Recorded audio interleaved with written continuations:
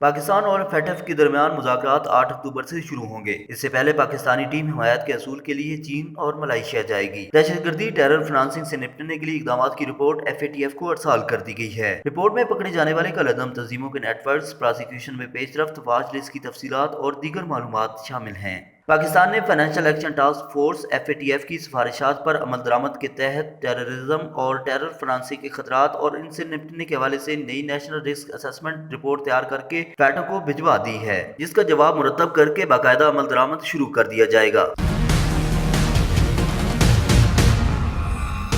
پاکستان اور فیٹف کے درمیان مذاکرات 8 اکتوبر سے پیرس میں شروع ہوں گے۔ اس سے قبل پاکستان کی ٹیکنیکل ٹیم چین اور ملائیشیا جائے گی اور فیٹف میں پاکستان کی حمایت کے حصول کے لیے ان ممالک سے جامع تبادلہ خیال کرے گی۔ فیٹف اجلاس میں پاکستانی ٹیم کی قیادت سیکرٹری خزانہ، گورنر اسٹیٹ بینک یا DG فائنینشل مانیٹرنگ یونٹ کریں گے۔ رپورٹ میں ان شعبوں کی نشاندہی بھی کی گئی ہے جو بہت کمزور اور غیر محفوظ ہیں۔ خامیاں دور کرنے کے لیے تجاویز دی گئی ہیں۔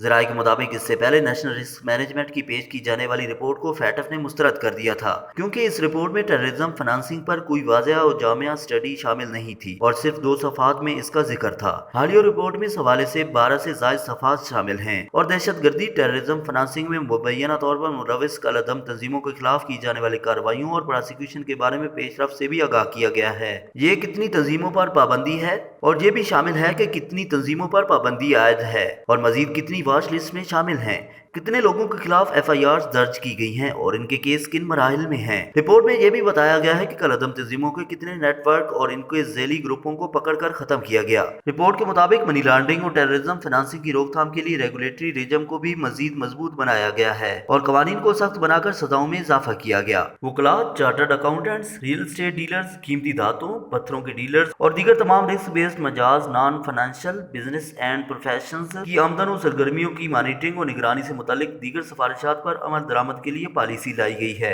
ذرائع کے مطابق 8 اکتوبر کے اجلاس میں فیٹف کو آگاہ کیا گیا ہے کہ ٹیررزم فنانسنگ اور ٹیررزم میں مبینہ طور پر ملوث تنظیموں اور لوگوں کے خلاف کارروائی کی گئی ہے۔ مذاکرات میں ٹیررزم فنانسنگ کے کیسوں کی انویسٹیگیشن، پراسیکیوشن، کنوکشن کے حوالے سے خامیاں دور کرنے کے بارے میں بھی اٹھائے جانے والے اقدامات سے آگاہ کیا گیا۔ ان مذاکرات کے نتیجے میں نومبر 2019 میں پاکستان کا نام بلیک لسٹ میں شامل کرنے یا گرے لسٹ سے نکالے یا برقرار رکھنے کے بارے میں فیٹف کی جانب سے فیصلہ کیا جائے گا۔ البتہ ان مذاکرات میں ہی کچھ صورتحال واضح ہو جائے گی اور اشارے مل جائیں گے۔